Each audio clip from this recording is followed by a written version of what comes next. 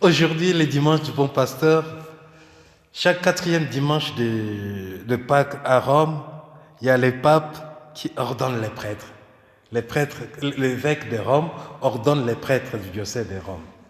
Et on peut glisser dans cette liste-là certains prêtres parce qu'ils n'auraient pas d'évêque ou bien ils sont de communautés religieuses. Mais les quatrièmes dimanches de Pâques, le pape ordonne ses prêtres. L'évêque de Rome ordonne ses prêtres. Et on nous demande aussi aujourd'hui de prier pour les vocations, pour les pasteurs. Mais je peux me demander aujourd'hui, est-ce qu'on n'a pas trop de pasteurs? Est-ce que ce ne sont pas des brebis qui nous manquent? Parce que chacun veut conduire, chacun veut faire des choses. Et la question serait aujourd'hui, est-ce que... Parce que l'année passée, je me souviens, j'étais à Gif, je crois, et c'était pendant l'été, où on a parlé des vocations. Un homme est venu me dire à la fin de la messe, mais ça ne sert pas de demander aux gens de devenir prêtres, nous sommes tous prêtres, prophètes et rois. Je dis, c'est votre point de vue. Je ne voulais pas discuter quand c'est dit, c'est votre point de vue, vous pouvez bien le défendre. Et je lui ai dit, excusez-moi, je suis parti. Parce que j'avais des positions qui n'étaient pas celles-là, et je ne voulais pas être en discussion après la messe sur des questions qui me touchent. Parfois, quand on parle de pasteurs aussi, on doit penser à la pastorale qu'on met en place. Comment on définit notre pastorale dans notre diocèse, dans nos paroisses, et qu'est-ce qui pouvait motiver les jeunes à être attirés par une vie qui n'a pas de sens, une vie qui est presque inutile aux yeux de la communauté. Ça, ce sont des questions que nous pouvons nous poser pour un dimanche de vocation. Mais revenons à la parole de Dieu, parce que c'est celle-là qui transforme nos cœurs en bons pasteurs, qui transforme nos cœurs en bonnes brebis. Nous sommes dans la continuité de ce que nous sommes en train de lire, les discours de Pierre. C'est les jours de la Pentecôte. La parole de Dieu nous est donnée pour qu'elle touche nos cœurs. Et chaque fois que nous l'entendons, nous devons apporter une réaction directe. Si on attend, on sera comme le jeune homme riche qui va dire « je vais réfléchir », mais il ne viendra plus suivre Jésus. C'est ce qui m'a touché dans la première lecture, de voir que ces gens-là qui ont écouté Pierre, qui les accusaient, vous avez fait tuer Jésus, vous êtes des criminels, vous avez supprimé un homme. Ces gens-là lui demandent « que devons-nous faire ?» Frère, que devons-nous faire? C'est-à-dire, ils ne disent pas, mais on va réfléchir et puis on reviendra. Ils disent directement. Et je suis chaque fois touché dans les évangiles, les gens qui se sont convertis, c'est des gens qui ont décidé à l'instant même. Mais ceux qui devraient prendre le temps de réfléchir, de faire grandir quelque chose, ceux-là ne revenaient plus. On peut voir pour les publicains, Matthieu, pour Zachée, c'est sur le coup.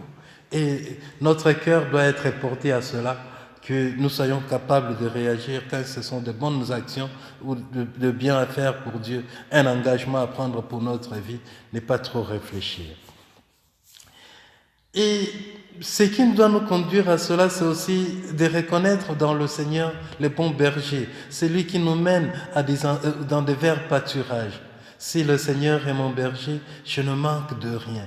Même si je me trompe dans le bien que je voulais faire, mais je dois garder la paix en disant que le Seigneur me conduit. Et c'est une pensée que j'aime souvent citer de Saint Ignace qui disait « Agis comme si le succès de ton entreprise ne dépendait que de toi, tout en faisant confiance au Seigneur. » C'est-à-dire la décision que je prends moi, avec mes limites, je pense que c'est le Seigneur qui me guide dans cela. On ne verra jamais l'Esprit Saint nous parler et dire « mais voilà, c'est moi l'Esprit Saint, fais ça ». Dit non, c'est entendre cette voix-là, tout bon pasteur qui nous conduit. Et c'est cela l'évangile d'aujourd'hui. Le chapitre 10 de Saint Jean vient après le... Bon, c'est naturel que 10 ne peut venir qu'après 9. Mais dans le 9e chapitre, c'est la guérison de l'aveugle né, où Jésus finit le chapitre en disant « Vous êtes aveugle parce que vous dites ce que vous voyez. Si vous disiez que vous ne voyiez pas, vous ne seriez pas aveugle. » Ça, c'est la première chose. Et dans cela, le Christ parle du bon pasteur, du pasteur. Le chapitre 10 de Saint Jean parlera de cette discussion-là, de Jésus comme un bon pasteur. Et il va développer beaucoup de choses, mais aujourd'hui, ce qui nous est donné, c'est cette vision-là de Jésus, les bons bergers. Il y a deux images qui me viennent à l'esprit. Et j'ai eu beaucoup de difficultés, je peux le dire, toute la semaine quand je travaillais ma préparation. Ça allait dans tous les sens, même pour écrire, j'étais buté parce que ça va dans tous les sens. Mais je pense que l'Esprit sera avec moi pour que ici, les choses soient en ordre. Deux images. C'est d'abord l'image de la porte. L'image de la porte. Et la deuxième serait celle de l'enclos. La porte, c'est ce qui fait entrer. Et le Seigneur dit que c'est lui la porte. C'est lui qui fait entrer aux brebis. Mais ces brebis-là ne sont pas libres parce qu'elles sont dans un enclos.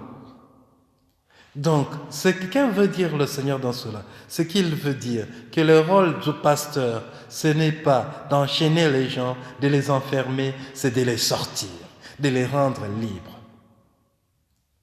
La liberté, ce n'est pas être enfermé dans des principes, dans ceci, mais savoir comprendre ce que c'est la voix du Seigneur. L'enclos, c'est ce qui nous empêche de nous sentir aimés, parfois parce que nous avons une mauvaise image de Dieu. C'est Dieu qui serait en train de compter tous mes manquements, toutes mes fautes, ce que je n'aurais pas fait. Ou des pratiques que nous faisons simplement parce que c'est l'habitude, même si on trouve que ça ne nous donne pas la paix, mais on continue à y tenir. Ça, ce sont des enclos. Et le Seigneur vient nous sortir de cela. Mais il y a une chose que le Seigneur dit d'abord, les portiers. Les portiers, c'est qui? Si on peut bien lire l'évangile et comprendre le sens, les portiers, c'est notre conscience à chacun de nous. Chacun de nous a sa conscience qui lui fait dire que ça c'est bon, ça c'est mauvais, même si on ne le fait pas.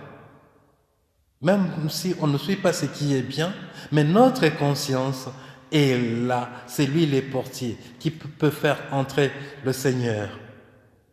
Et le Seigneur, quand il entre, il appelle chacune des brebis.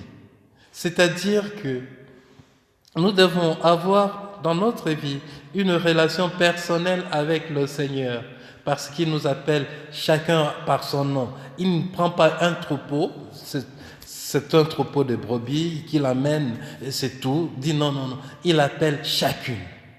Ça signifie que le Seigneur nous connaît, malgré nos limites, malgré ce que nous sommes, malgré nos fausses images de lui. Il connaît, il nous connaît. Mais ce qu'il demande à ses brebis, c'est d'écouter sa voix. Écouter la voix du Seigneur. Écouter qu'il nous parle, qu'il nous mène vers les pâturages. Mais pour l'écouter, il faut aussi de la confiance. De la confiance parce que il y a des brebis qui peuvent penser qu'ils connaissent plus que les bergers et que ce sont elles qui doivent guider les bergers.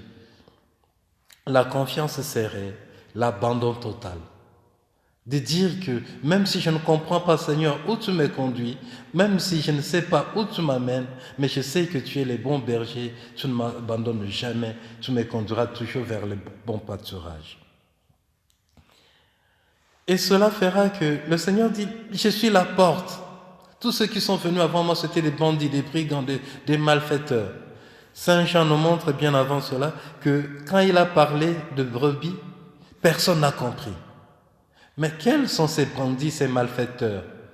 Ce ne sont pas les prophètes qui l'ont précédé, parce que ceux-là ont prêché toujours pour la venue du Christ.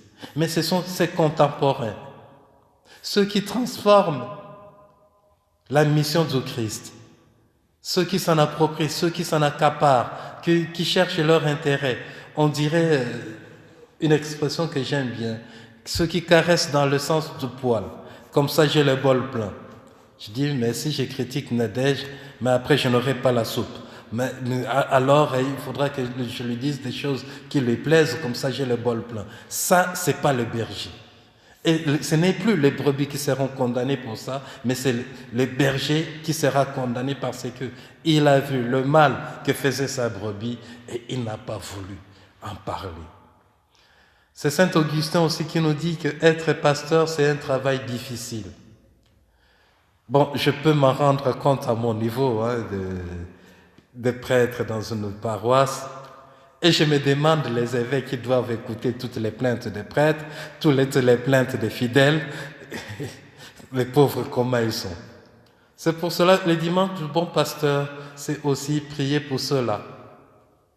Le pape que parfois on dit même il ne comprend pas ce qu'il fait, mais lui il est le pape et moi je suis le simple prêtre, mais je pense mieux connaître que le pape et lui dire comment il doit se comporter. Ça c'est le danger qui nous guette tous. J'en parle comme ça parce que c'est ce qui est vrai.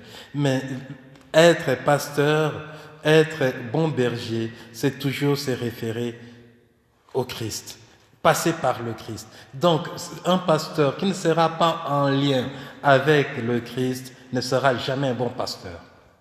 Qui ne prendra pas le temps d'une relation personnelle, intime avec le Christ, il ne sera pas un bon pasteur.